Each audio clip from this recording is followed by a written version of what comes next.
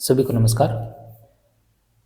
आज का अपना जो टॉपिक रहेगा वो है फ्लेमिंग का वाम-हस्त नियम। तो इससे पहले अपनों ने टॉपिक कंप्लीट कर लिया था, जिसमें अपने प्रतिरोध का संयोजन और उससे रिलेटेड जो क्वेश्चन थे वो अपने कर लिए थे। तो आज का जो अपना ये वीडियो है वो विद्युत धारा से रिलेटेड लास्ट वीडियो है, जिसमें अपना टॉपिक जो होंगे सारे कवर हो जाएंगे। तो स्टार्ट करते हैं आज की वीडियो।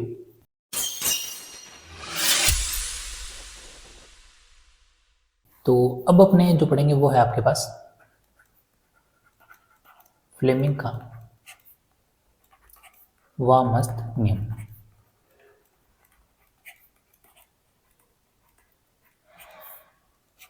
तो यहाँ पे अपने डायग्राम की बात करें तो ये जैसे डायग्राम आपके पास, तो यहाँ पे आपके पास जो थंब है वो किसको शो करेगा, बल की दिशा को, ठीक है।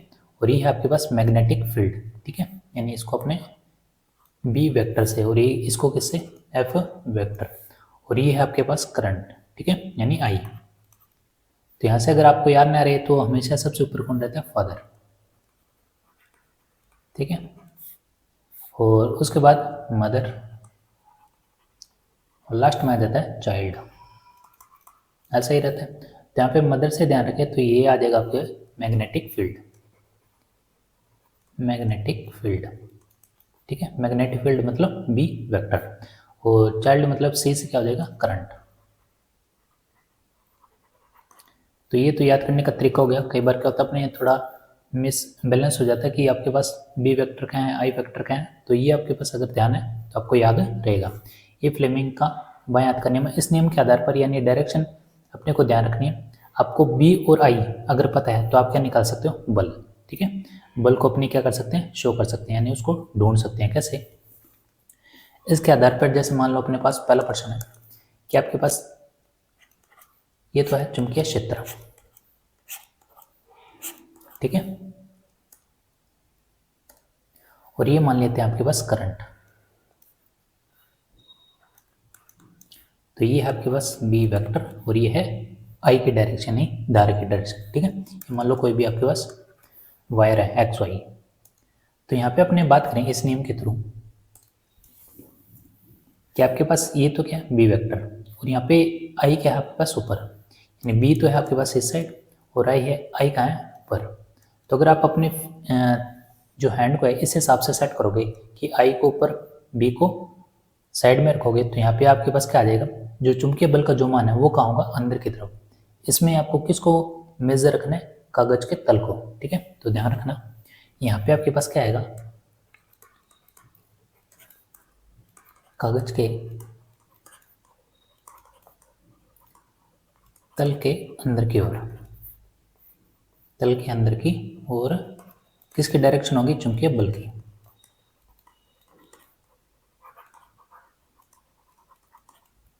ठीक है। तो ये काम है प्रैक्टिकल। आप अगर ऐसे रखोगे चुंबकीय क्षेत्र का मान, आपके पास जो फिंगर का, जो आपके पास फिंगर है ये, इसको तो यहाँ पे, और इस फिंगर को आप ऊपर लेके जाओगे तो आप देखोगे ये अंगूठा इस साइड हो जाएगा, ठीक है। अंगूठा इस साइड हो जाएगा मतलब अंदर की तरफ, यानी कागज तल के अंदर की ओर जो आपके पास फोर्स है उसका मान होगा। इसी तरह जैसे मानो अगर मैं यहाँ पे बात करूँ सेकेंड क्वेश्चन, इस पर आपके पास ये चुंबकीय क्षेत्र है और इस पर जो धारा का मान है, यानी जो भी चालक धारा है इसमें जो धारा का मान है इस साइड है, ठीक है। तो यहाँ पे आप गौर करोगे कि आपके पास अब अपने को क्या करना है, जो धारा का मान है वो कहाँ करना है, नीचे। तो जैसे ही इस फिंगर को नीचे लेके जाओगे ये तो सामने रहेगा और ये अंगूठा कहाँ आएगा, बाहर की ओर, कागज तल के बाहर की ओर। तो ये आ जाएगा आपके पास कागज तल के बाहर की ओर, कागज तल के बाहर की ओर,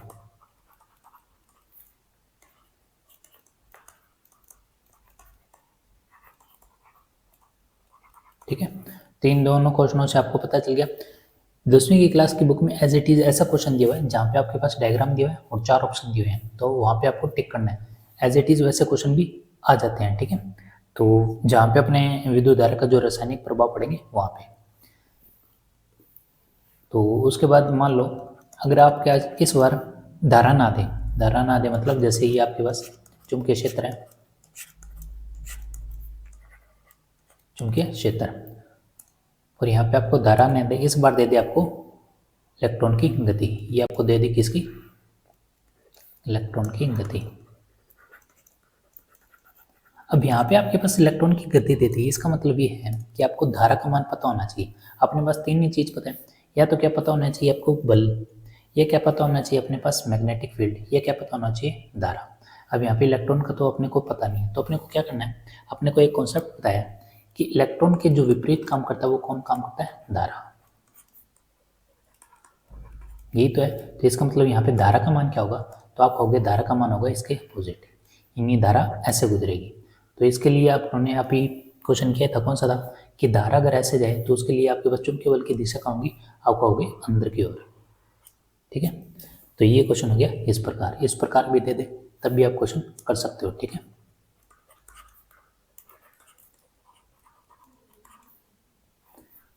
तो ये तो बात होगी किसकी, फ्लेमिंग के वह मस्त नियम पे, कि अगर आपको इस प्रकार के क्वेश्चन दे दे तब आपको क्या करना है। अगर मान लो यहाँ पे जैसे मान लो इलेक्ट्रॉन की गति अगर ऊपर दे दे तब धारा की दिशा का मान कहाँ होगा, तो आप कहोगे नीचे की तरफ होगा। तो ये देखो, तो इसके लिए चूंकि बल की जो दिशा होगी कहाँ होगी, बाहर की ओर। ठीक है, जैसे भी क्वेश्चन दे दे तब भी अपने को ध्यान रखना है। अब ये कंडीशन ध्यान रखें कि अगर मान लो ये आपके पास चुंबकीय क्षेत्र है,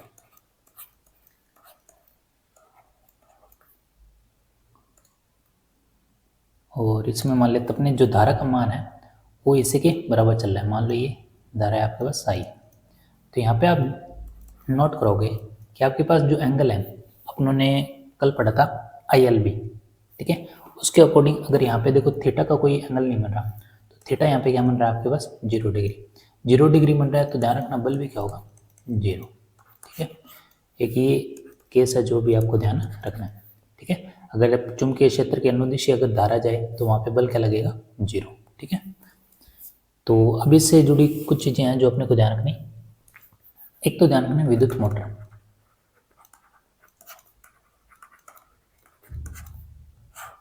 देखो विद्युत मोटर के बारे में बात करें तो इसमें अपने को ये नहीं ध्यान करना है इसकी कार्यविधि कैसे, क्योंकि 10th की बुक में दिया हुआ है और 9th की बुक में भी दिया हुआ है, तो कार्यविधि अपने को नहीं ध्यान रखना। इससे जो क्वेश्चन बनेंगे बस अपने को वही पता होना चाहिए। सबसे पहले बात करें विद्युत मोटर करता क्या है, तो ध्यान रखना ये जो विद्युत ऊर्जा है उसको कन्वर्ट करता है किसमें, यांत्रिक ऊर्जा में। ठीक है, क्योंकि अपने को पता है जो घरों में देखोगी मोटर डायरेक्ट पानी दूसरी मंजिल से तीसरी मंजिल पहुंचाता है, जैसे अपने विद्युत देते हैं तो उसके यंत्र काम करने लग जाते हैं, तो यांत्रिक ऊर्जा पैदा होती है। और ये कौन से नियम पे ध्यान आधारित है, तो ध्यान रखना वामस्त नियम है। वामस्त मतलब लेफ्ट हैंड, क्यों, क्योंकि इसमें होता है आर्मेचर, मोटर में क्या होता है आर्मेचर, तो घूर्णन करता है वो कौन सी गति के अकॉर्डिंग करता है, वामस्त नियम के अकॉर्डिंग। ठीक है, और किस पे काम करते हैं, DC यानी डायरेक्ट करंट पर। डायरेक्ट करंट को अपने हिंदी में प्योर हिंदी में बोलते हैं दिक् परिवर्तन। तो ये तो बात होगी विद्युत मोटर की। अब बात करते हैं अपने विद्युत चुंबकीय प्रेरण। विद्युत चुंबकीय प्रेरण,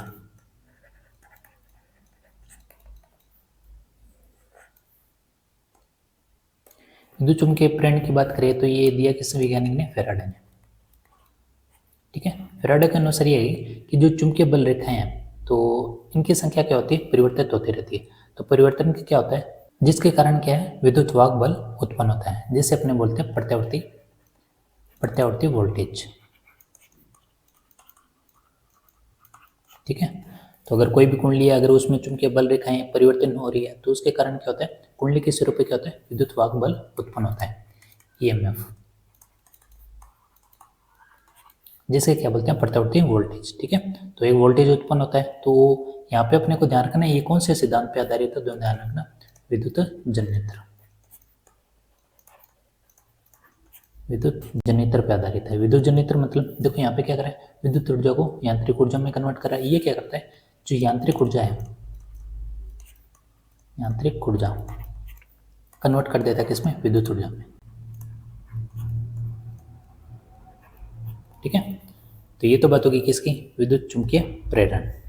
उसके बाद बात करते अपने, सबसे पहले अपना था चुंबकीय प्रभाव, वो तो कंप्लीट हो गया। अब अपने पढ़ते हैं रासायनिक प्रभाव। विद्युत धारा का रासायनिक प्रभाव। तो ये भी थ्योरी बेस पे, इनमें कुछ आपको क्वेश्चन डायरेक्ट मिलेंगे, क्वेश्चन ही इनसे जो बनते हैं डायरेक्ट क्वेश्चन बनते हैं, विद्युत धारा का रासायनिक प्रभाव।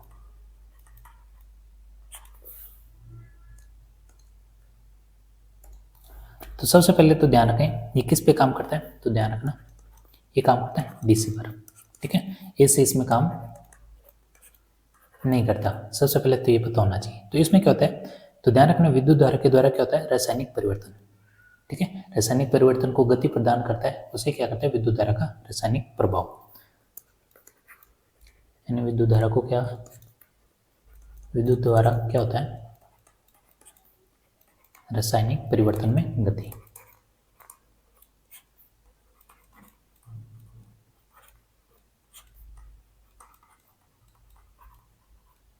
ठीक है, अब बात करते हैं इसमें सबसे पहले विद्युत अपघट्य।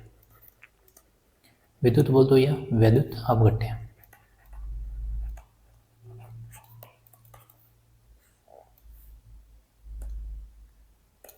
तो यहाँ पे बात करें वैद्युत अपघट्य, तो वैद्युत अपघट्य से पहले आपको वो बात करनी है द्रव के बारे में, ठीक है। द्रव भी कैसा, जिसमें क्या प्रवाहित हो, धारा।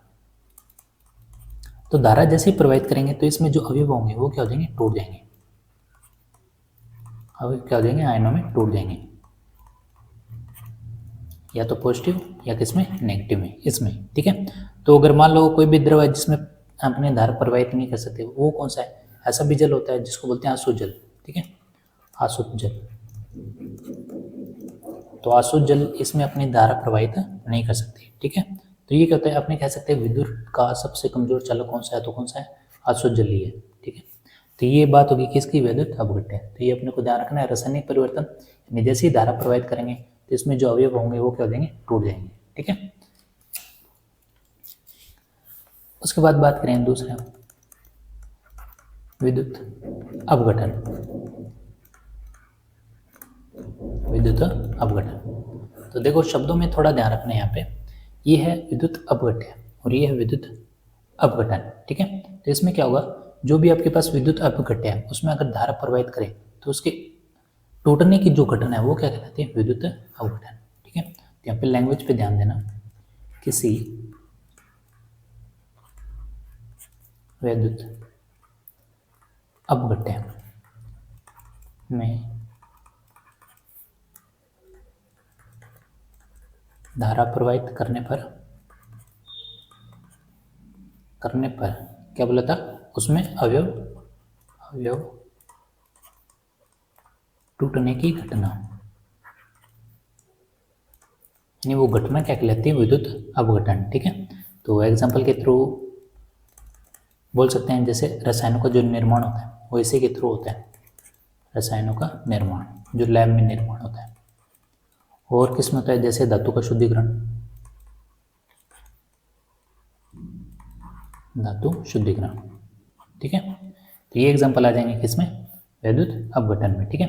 इसका मतलब ये है कि ये जो प्रोसेस हुआ है विद्युत अपघट्य वाला, उसको ही क्या कहते हैं अपने, विद्युत अपघटन, ठीक है। नेक्स्ट तीसरा आपके पास विद्युत लेपन, ठीक है। इसको बोलते हैं इलेक्ट्रोप्लेटिंग।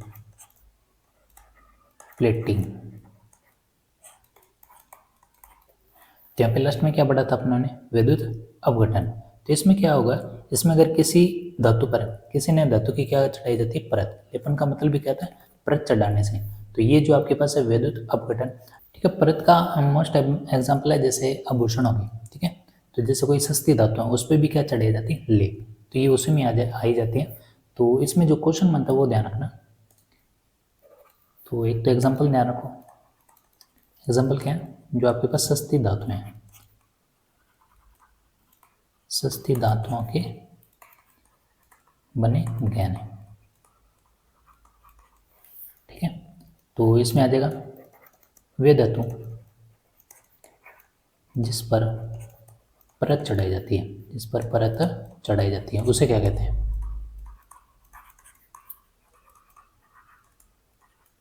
उसे कहते हैं कैथोड।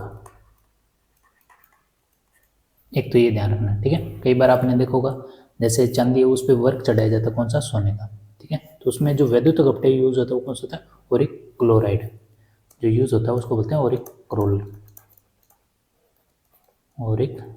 क्लोराइड।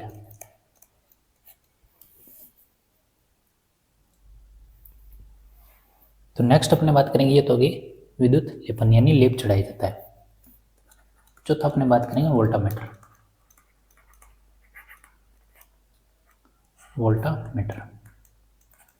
तो ध्यान रखना जिसमें अपघट्य की क्रिया संपन्न होती है उसे क्या कहते हैं, वोल्टामीटर। बस यही ध्यान रखना है इसमें, जिसमें अपघट्य की क्रिया संपन्न होती है उसे क्या कहा जाता है, वोल्टामीटर। तो इसमें क्या होता है, इसमें तो दो इलेक्ट्रोड होते हैं जो साइड में ऐसे अपने, एक तो इलेक्ट्रोड इधर एक इलेक्ट्रोड इधर, दो इलेक्ट्रोड तथा क्या होता है, विद्युत अपघट्य। विद्युत अपघट्य आ जाए तो इसका मतलब पहले ध्यान रखना है इसमें क्या होता है, द्रव। ठीक है। तो आपने जैसे कि बुक में बहुत से ऐसे डायग्राम देखे होंगे जिसमें विद्युत अपघट्य अपने इलेक्ट्रोड लगे होते हैं जिसमें धारा प्रवाहित की जाती है, फिर वो आयनों में टूट जाते हैं। ठीक है। तो इसी को जैसे अपने सेल बनाते थे क्या बोलते थे उसको, विद्युत अपघट्य सेल। तो ये भी बोल सकते हो विद्युत अपघटनीय सेल। तो ये उसी का उदाहरण है।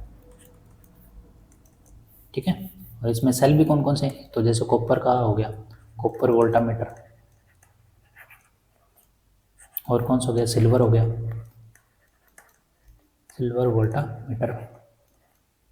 और एक आपने देखा होगा घरों में बैटरी यूज करते हैं उसमें जल भी डाला जाता है, तो ये आ जाएगा जल वोल्टामीटर।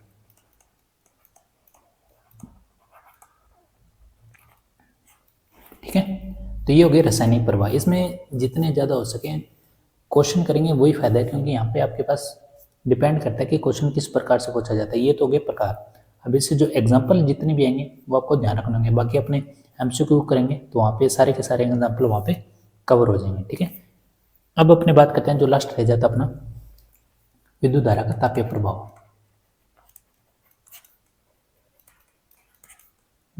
धारा का तापीय प्रभाव,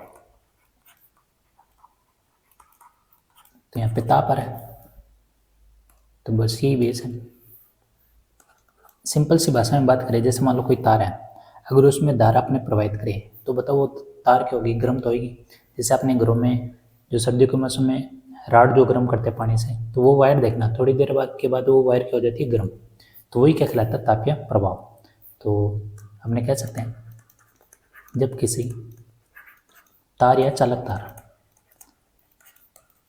देखो धारा प्रवाहित करोगे तो तार की जगह आप चालक तार यूज करो, सही रहेगा। ठीक है। चालक तार में धारा प्रवाहित की जाती है तो वह तार क्या हो जाती है, गर्म। वह तार गर्म हो जाती है। और इसी प्रभाव को क्या बोलते हैं, इसी प्रभाव को बोलते हैं विद्युत धारा का तापीय प्रभाव। ठीक है। जैसे एग्जाम की बात करें अपने, जैसे विद्युत हीटर हो गया। ठीक है। घरों में हीटर यूज करते हैं। और जैसे बात करें अपने विद्युत केतली होगी जिसमें अपने कह सकते हैं पानी गर्म करते हैं। ठीक है। विद्युत प्रेस भी आती है, तो वो भी अपने ध्यान रखें, विद्युत प्रेस। तो ये सारे के सारे किसमें आ जाएंगे, विद्युत धारा का तापीय प्रभाव में। ठीक है। तो यहाँ से क्या होगा, अपने को पता है कि अपने जो विभव है वो यहीं से निकल के आएगा, क्योंकि अपनों ने फॉर्मूला पढ़ा था V बराबर, यानी जो चालक तार से जो आपके पास विद्युत धारा आ रही है यानी उसके द्वारा किया गया काम, और ये है आवेश। ठीक है, यही है। तो ये है आपके पास आवेश, यानी जो सर्किट में गुजरने वाला आवेश उसकी मात्रा। और यहाँ पे धारा बराबर क्या होता है, आप कहोगे धारा बराबर होता है Q बटा T। ठीक है। तो यहाँ से क्या सोल्यूशन निकल के आएगा, ये है विद्युत विभव। तो यहाँ से आ जाएगा आपके पास V बराबर क्या, W बटा Q। और Q यहाँ पे चेंज हो सकता है आपके पास, धारा बराबर क्या होता है Q T। तो यहाँ से Q बराबर क्या आ जाएगा आपके पास, I इंटू टी। तो ये मान आप अपने यहाँ रख सकते हैं, W बटा Q यानी आई इंटू टी। ठीक है, तो यहाँ से आपके पास डब्ल्यू क्या आ जाएगा, डब्ल्यू आ जाएगा आपके पास वी आई टी। और डब्ल्यू बराबर अपने को पता है वी बराबर क्या होता है आई आर, तो आई आर यहाँ पे रखेंगे तो आई का क्या हो जाएगा स्क्वायर, आई स्क्वायर आर टी। ठीक है, फिर बात करें और अपने, तो यहाँ पे आई का जो मान है देखो यहाँ से आई निकालो आप, तो आई निकालोगे वी बटे आर, तो यहाँ पे आई ये है आपके पास स्क्वायर, तो इसको अपने स्क्वायर में कन्वर्ट करें वी स्क्वायर बटे आर स्क्वायर। ठीक है, ये आई का मान रख दिया, आर यहाँ पे आई तो आर से आर ये कट जाएगा, तो क्या देगा आपके पास डब्ल्यू बराबर, अब यहाँ पे डब्ल्यू जो है वो आपको तापीय प्रभाव के हिसाब से कन्वर्ट करना है, तो डब्ल्यू को आप एच भी लिख सकते हो। ठीक है, तो यहाँ पे आपके पास क्या आ जाएगा वी स्क्वायर बटा आर टी। ठीक है, अब यहाँ पे इसको कन्वर्ट कैसे कर सकते हैं वी स्क्वायर आर टी को, एक तो अपने पास आई स्क्वायर आर टी, एक तो ये formula I square R T, और एक आपके पास वी स्क्वायर बटा आर टी। कई बार ये फॉर्मूला पूछ लेते हैं तापीय प्रभाव से संबंधित। ठीक है, तो यहाँ पे ये जो एच है वो किस किस समानुपाती है, तो इसको अपने ऐसे भी लिख सकते हैं आई स्क्वायर आर टी, आई स्क्वायर आर टी, तो यहाँ पे एस समानुपाती होगा किसके आई के, एस समानुपाती होगा आर के, और एस समानुपाती होगा किसके टी के। ठीक है, यानी प्रतिरोध के द्वारा विद्युत धारा प्रवाहित हो रही है और कितने टाइम में, तो ये संबंध भी कई बार पूछ लेते हैं। ठीक है, तो एक अपने को पता होना चाहिए कि ये जो तापीय प्रभाव है सारा का सारा किस में होगा, जूल के तापन में। ठीक है, जूल में, सारा का सारा किस में होगा जूल में। एक अपना रह जाता विद्युत शक्ति, एक टॉपिक अपना रह जाता विद्युत शक्ति। विद्युत शक्ति को किस में लिखते हैं पी से, और पी अपने को पता है कार्य करने की दर क्या कहलाती है विद्युत शक्ति, तो यहाँ पे भी क्या आ जाएगा कार्य करने की दर, दर हमेशा किस में मापोगे आप, दर कहीं भी आ जाए टाइम के अकॉर्डिंग। ठीक है, डब्ल्यू बटे टी, तो पी बराबर क्या हो जाएगा डब्ल्यू भी पड़ गया है अपने, तो डब्ल्यू आप ये देखो वी आई टी, तो यहाँ से अपने लिख सकते हो वी आई टी बटा देगा टी। ठीक है, और इसको कैसे देखो, इसको मैं 3 पार्ट्स में कन्वर्ट कर रहा हूँ, तो यहाँ से कुछ भी पूछ सकता है आपसे, तो यहाँ से वी अपनों ने चेंज किया आई आर में, तो ये हो जाएगा आई स्क्वायर आर टी और बटा देगा टी। ठीक है, फिर यहाँ से अपने और क्या लिख सकते हैं आई स्क्वायर आर है, तो अपनों ने बात की थी वी स्क्वायर बटा एक आर से, तो एक आर कट जाएगा तो नीचे आर रह जाएगा ये टी और बटा में टी। ठीक है, तो यहाँ से क्या देगा, यहाँ से निकालो पहले टी से टी कट गया वी आई, यहाँ से क्या देगा टी से टी कैंसिल हो गया, तो यहाँ पे आई स्क्वायर आर, और यहाँ से भी टी से टी कैंसिल हो गया, यानी क्या हो गया वी स्क्वायर बटा आर। तो ये है आपके पास विद्युत शक्ति से रिलेटेड ये फॉर्मूले से बताएं, कई बार क्या वोल्टेज से संबंधित क्वेश्चन आ जाए तो P बराबर क्या करोगे वी आई, अगर प्रतिरोध से संबंध आए तो क्या करोगे P equal I square R, अगर वी आर और P में संबंध बताए तब आपके पास ये फॉर्मूला लगाना है। ठीक है, तो ध्यान रखना इसका जो ऐसा ही मात्रक है, ऐसा ही मात्रक है वो किस में होता है वाट। ठीक है, वाट, नहीं तो आप ऐसे में निकाल सकते हो मात्रक, P बराबर क्या होता है डब्ल्यू बटा टी, तो यहाँ पे आपके पास डब्ल्यू क्या है, P को अभी पढ़ के आए क्या किस में मात्रक वाट में, यही है, और ये कार्य को किस में लिखते अपने जूल, और T यानी समय, यानी इसको लिखो सेकंड, तो आपके पास यहाँ पे जूल, अपने जूल की बात करें तापीय प्रभाव, तो यहाँ पे वाट इंटू क्या आ जाएगा सेकंड। अब इसका कराने का मतलब क्या है, इसका कराने का मतलब ये अगर आपसे पूछे कि आपके पास वाट इंटू सेकेंड किसके तुल्य है, एक तो ये क्वेश्चन है, और एक क्वेश्चन है कि वाट इंटू सेकेंड किसका मात्रक है, तो यहाँ से आंसर क्या होगा, तो ध्यान रखना यहाँ से आंसर आपके पास दोनों अलग अलग मिलेंगे। अगर आपसे पूछे वाट इंटू सेकेंड किसके तुल्य है, तो यहाँ पे अपन को पता है किसके तुल्य जूल के, तो आंसर इसका आ जाएगा जूल। अगर आपसे पूछे वाट इंटू सेकेंड किसका मात्रक है, तो ध्यान रखना ऊर्जा का मात्रक है, बस ये दोनों में फर्क आपको ध्यान रखना है। ठीक है, तो ये हो गया आपके पास विद्युत शक्ति, और तापीय प्रभाव भी अपना क्या हो गया कंप्लीट। तो ये फॉर्मूला अपने को ध्यान रखना है, ये जो मेन चीज है, यहाँ से न्यूमेरिकल क्वेश्चन बनता है तो इन तीनों में संबंध पूछ लेता है कई बार, तो वही अपने को पता होना चाहिए। अब अपना एक रह जाता है छोटा सा टॉपिक, अपने एक यूनिट में निकाल सकते हैं कि आपके पास रुपए कितने हैं, वो अपने बात करें।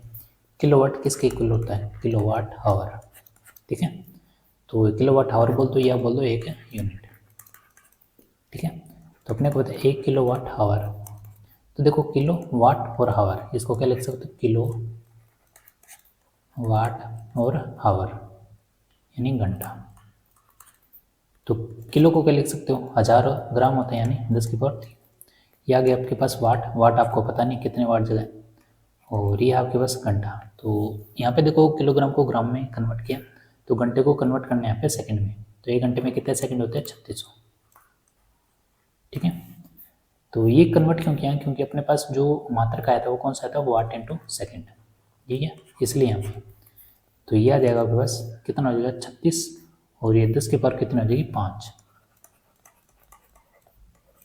5 कैसे, 3 ये रही 2 जीरो ये रही, कितने होंगे 5। तो यहाँ पे क्या देगा, वाट इंटू सेकेंड।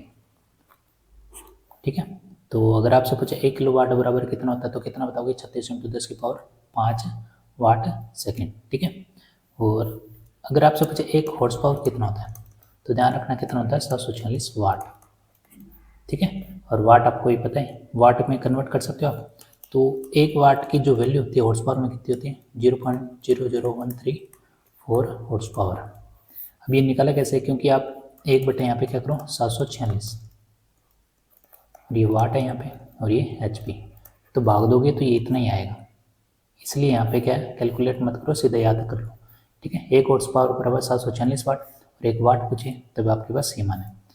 और अगर 1000 वाट पूछे आपसे, तो 1000 से गुना करोगे तो जीरो आ जाएगी कितनी, 3 5, तो 5 और 3 ऊपर से कट जाएगी, ये रह जाएगा आपके पास 1.34। ठीक है, ऐसे भी निकाल सकते हो। तो 1 किलो वाट किसके बराबर होता है, 36 इंटू 10 की पावर 5 वाट सेकेंड, और 1 हॉर्स पावर ये मान है, तो 1 वाट कैलकुलेट करोगे तो आपके पास ये मान आएगा 0.00134। ठीक है, एक रह जाता है चुंबकीय फ्लक्स। छोटी छोटी चीज़ें हैं जो अपने को, चुंबकीय फ्लक्स। ठीक है, इसको क्या बोलते हैं, फाई। सबसे पहले तो बात करें चुंबकीय फ्लक्स होता क्या है, तो ध्यान रखना किसी क्षेत्र में गुजरने वाली चुंबकीय क्षेत्र रेखाओं की जो कुल संख्या है वो किसको शो करती है, चुंबकीय फ्लक्स को। ठीक है, यानी चुंबकीय क्षेत्र रेखाओं की कुल संख्या चुंबकीय फ्लक्स को शो करती है। इसकी डायरेक्शन कैसी होती है, तो ध्यान रखना कैसी, अदिश। ठीक है, तो यहाँ पे फॉर्मूला बनता है जो अपनों ने ज्ञात किया था, कौन सा, ILB वाला। एक किया था अपने QVB, यहाँ से भी अपने निकाल सकते हैं, BA cos थीटा। यहाँ से आप देखो अपने आप बता सकते हो ये चुंबकीय क्षेत्र को शो करता है, ये किसको शो करता है, तो ध्यान रखना ये शो करता है सतह का क्षेत्रफल। तो सतह के क्षेत्रफल से गुजरने वाली चुंबकीय रेखा किस एंगल से गुजर रही है, वही क्या कहलाता है, आपका चुंबकीय फ्लक्स। ठीक है, और मात्रक की बात करें तो मात्रक क्या होगा, यहाँ पे मात्रक है वेबर, या इसको क्या बोलोगे आप, टेस्ला इंटू मीटर स्क्वायर। ठीक है, एक टेस्ला बराबर, उन्होंने गॉस की बात की थी, एक टेस्ला बराबर गॉस कितने होते हैं, 10 की पावर 4। तो गॉस में भी पूछ ले तो इसको गुणा कर देना, 10 की पावर 4 इंटू मीटर स्क्वायर। ठीक है, तो ये तो बात थी किसकी, चुंबकीय फ्लक्स। तो ये अपने को पता है कि किस क्षेत्र, या आप ये कह सकते हो कि सतह के क्षेत्रफल से गुजरने वाले चुंबकीय क्षेत्र रेखाओं की कुल संख्या क्या कहलाती है, चुंबकीय फ्लक्स। अदिश राशि है, ये फॉर्मूला है किस एंगल पे, और ये चुंबकीय क्षेत्र, और ये आपके पास मात्रक। ठीक है, मात्रक बहुत बार पूछा हुआ है। तो ये अपना विद्युत धारा एक तरह से जो टॉपिक है वो कंप्लीट। ठीक है, अब नेक्स्ट अपना जो लास्ट टॉपिक रह जाता है वो है ध्वनि, और उसके बाद आपका फिजिक्स वाला कोर्स कंप्लीट हो जाएगा, फिर अपने MCQ पे बात करेंगे। तो मिलते हैं नेक्स्ट वीडियो में नए टॉपिक के साथ।